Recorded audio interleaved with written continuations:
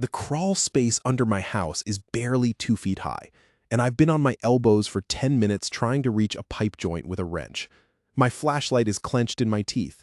Dust coats the back of my throat. My shoulder blades scrape the floor joists every time I shift. And I'm already regretting telling anyone I'd fix this myself. Then my elbow sinks into cold, wet clay instead of dry dirt. The wrench is gone from my hand. My flashlight is gone from my teeth. The joists above me are gone too, and in their place is a ceiling of raw earth so low I can feel it brushing my hair.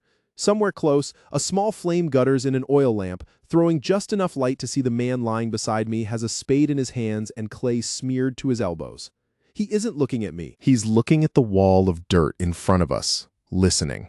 I open my mouth to ask where I am, and a hand clamps over it before a sound gets out. The man's eyes are wide, furious, terrified, all at once.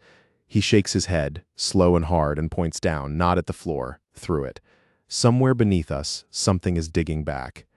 I understand the silence before I understand anything else. No shovels ringing off stone, no boots stamping, just breathing, and the wet suck of blades easing through clay 1 careful inch at a time. I'm lying on my back on a wooden frame tilted against the tunnel wall, a spade strapped to my boot like it's been fitted to me, and I have no idea how I got here or what I'm supposed to do with it. The man beside me mimes at once, silently, push with the legs. Don't lift. Never let the blade scrape. My first attempt scrapes the sound is small, but in this tunnel, it might as well be a gunshot. Every man near me freezes. The man beside me grips my wrist so hard it hurts. Eyes locked on the earth like he's willing it to stay quiet. 10 seconds pass. 20. Nothing answers back. He lets go, exhales through his nose and mimes it again, slower this time. I try again, legs first, blade angled, quiet. It works barely, and a thin curl of clay peels free without a sound. Somewhere behind me, a man I never saw reaches past my shoulder, scoops the clay into a sandbag, and passes it back down a line of hands I can't fully see in the dark. Bag after bag, man after man, moving earth out of a hole that officially to anyone watching the surface above doesn't exist. If the ground up there shows fresh spoil, the whole tunnel is finished. So it goes out a bag at a time, one silent hand to the next, all the way back to daylight I haven't seen in what feels like hours. Nobody tells me any of this. I just watch it happen and understand it. The way you understand a machine by watching its gears turn. A boy younger than I expected crouches a few feet back with a small wooden cage in his lap. Inside it, a canary shifts on its perch, feathers fluffed against the cold. I don't know yet why they'd bring a bird into a hole in the ground, but the boy watches it the way the man beside me watches the wall. Like it's the only warning system that matters. Time stops meaning much down here. Is it minutes? Hours? I count my own spade strokes because it's the only clock I have. Then the sound changes. It's faint, but it's there. A rhythmic scrape from somewhere off to the left, not ours. The man beside me goes rigid. He presses his palm flat against the wall, closes his eyes, and holds it there so long I start to think he stopped breathing. When he opens his eyes again, he doesn't look at me. He looks past me down the line and taps 2 fingers against his own throat. The signal moves man to man without a single word. Someone somewhere behind us is closer than they should be, closer than us, digging toward the same stretch of earth. Nobody runs, nobody speaks. The spades just move faster, quieter, more careful, like the danger makes everyone better at their job instead of worse. I don't know how to be quiet under pressure. Everything about me wants to move fast when I'm scared, wants to make noise, wants to do something, so I do the only thing that makes sense. I copy the man beside me exactly, stroke for stroke, breath for breath, until my body starts doing it without my head fighting it. It's the canary that saves us, not me. I notice it first, before the boy does, only because I happen to be looking right at the cage when it goes still. Not asleep still, wrong still. Head down, wings loose, no sound at all.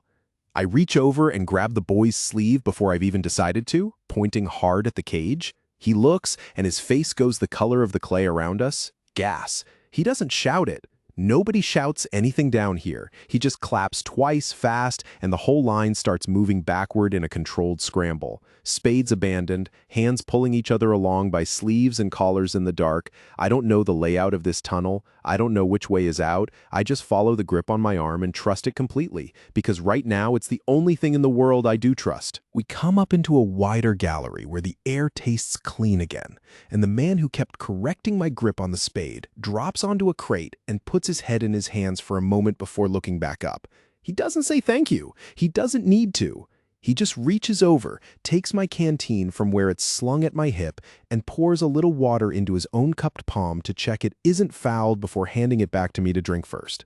It's such a small thing. It might be the kindest thing anyone has ever done for me.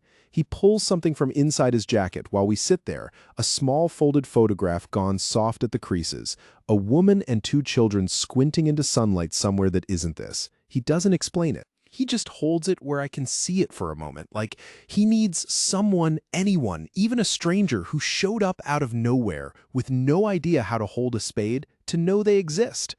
I understand that better than I expected to. We go back down once the air clears because the work isn't finished and the enemy tunnel is still out there somewhere in the dark, close enough to touch if the earth would only let us. The final stretch is the worst. Every stroke of the spade feels like it might be the one that breaks through into someone else's tunnel instead of empty clay. Nobody speaks. Nobody breathes loud. We dig a chamber wide enough for what they start hauling in, wooden boxes stamped with markings I don't recognize, packed in with careful, reverent hands like the earth itself might flinch. Then it's done. Wires trailed back the way we came, coiled and paid out inch by inch, and the order comes down the same silent chain that's carried everything else tonight. Out. Now.